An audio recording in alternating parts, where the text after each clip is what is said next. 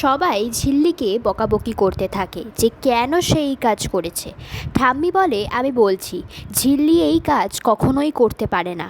আমার মেয়ে হয়তো লাড্ডু তৈরি করতে গিয়ে কিছু মিশিয়ে ফেলেছে, তাই এই রকম হয়েছে।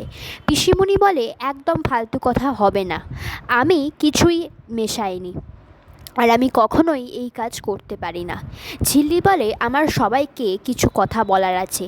হ্যাঁ, আমি লাড্ডুতে আঠা মিশিয়েছিলাম। তখন সবাই চমকে যায় এবং ঋষি খুব রেগে গিয়ে বলে, তোমায় কে সাহস দিয়েছে গেস্টদের সাথে এরকম অপমান করার? একটা অসভ্য মেয়ে, বাচ্চাগুলোকে কুশিক্ষা দিচ্ছ, লজ্জা করে না তোমার?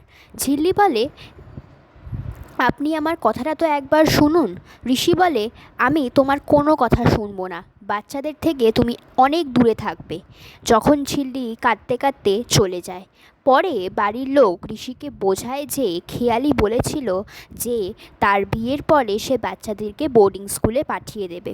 ঋষি নিজের ভুল বুঝতে পারে। অন্যদিকে খেয়ালি কিভাবে ঝিল্লিকে নাজেহাল করবে সেই প্ল্যান করতে থাকে রানার সাথে।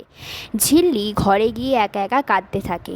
ঋষি সেইখানে উপস্থিত হয়, বলে যে এত কাদার কি আছে? ঝিল্লি বলে, আমি আপনার সাথে কোনো রকম কোনো কথা বলতে চাই না। ঋষি ঝিল্লিকে নিজের কাছে টেনে এনে বলে যে এত জেদ কেন তোমার?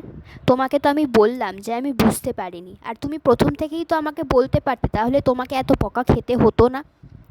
খেয়ালি এইসব বলেছে, যদি আমি জানতাম তাহলে তোমাকে আমি কখনোই এইসব কথা বলতাম না। আমি কি বুঝে করেছি? চোখের জল মোছো। পরে বাচ্চারা আসলে ঋষি বলে যে কেউ কোথাও যাবে না, সবাই এই তেঁতুল পাতাতেই থাকবে।